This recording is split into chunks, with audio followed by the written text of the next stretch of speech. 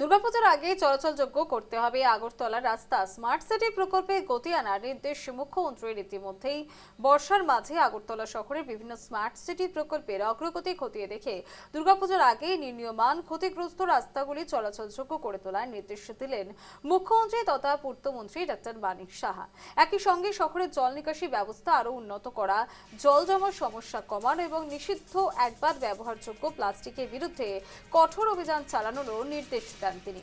শনিবার আগরতলার বিদুরকর্তা চৌমুহনী, পূর্বাশা আশ্রম চৌমুহনী, মঠ চৌমুহনী, লাল বাহাদুর ক্লাব, উজান অভয়নগর, প্যারাডাইস চৌমুহনী সহ একাধিক এলাকায় স্মার্ট সিটি প্রকল্পের কাজ সরেজমিনে পরিদর্শন করেন মুখ্যমন্ত্রী।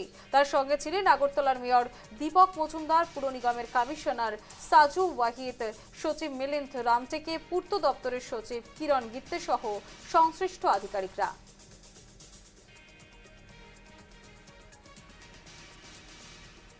না, অনেকদিন ধরে আমরা দেখছিলাম, নিজেও তো আগরতলা শহরে বা অন্যান্য জায়গায় দিয়ে যাই, স্মার্ট সিটির কাজগুলো কোথায় কোন জায়গায় সমস্যা হচ্ছে। আজকে আমাদের মেয়র সাহেব থেকে আরম্ভ করে চিফ সেক্রেটারি, আমার সেক্রেটারি এবং স্মার্ট সিটির আধিকারিকদের সবাইকে নিয়ে আজকে ঘুরলাম এবং যেখানে যেখানে মনে হলো এই কাজগুলো তাড়াতাড়ি করতে হবে। এখানে আপনারা জানেন যে 4 মাস কালে কাজ করা যায় ত্রিপুরাতে, কারণ ওই সময় আমাদের বৃষ্টিপাত হয়, কম হয় এখানে।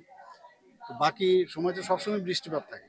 তো এই জায়গায় দাঁড়িয়ে যারা কাজ করছেন তারাও একটু অসুবিধা হচ্ছে বৃষ্টির কারণে। তো আমি বললাম যে কোনো টেকনোলজি ব্যবহার করে তাড়াতাড়ি বৃষ্টি কখন হচ্ছে বা না হচ্ছে এগুলো জেনে কাজগুলো যাতে তাড়াতাড়ি সম্ভব সেগুলো করা হয়।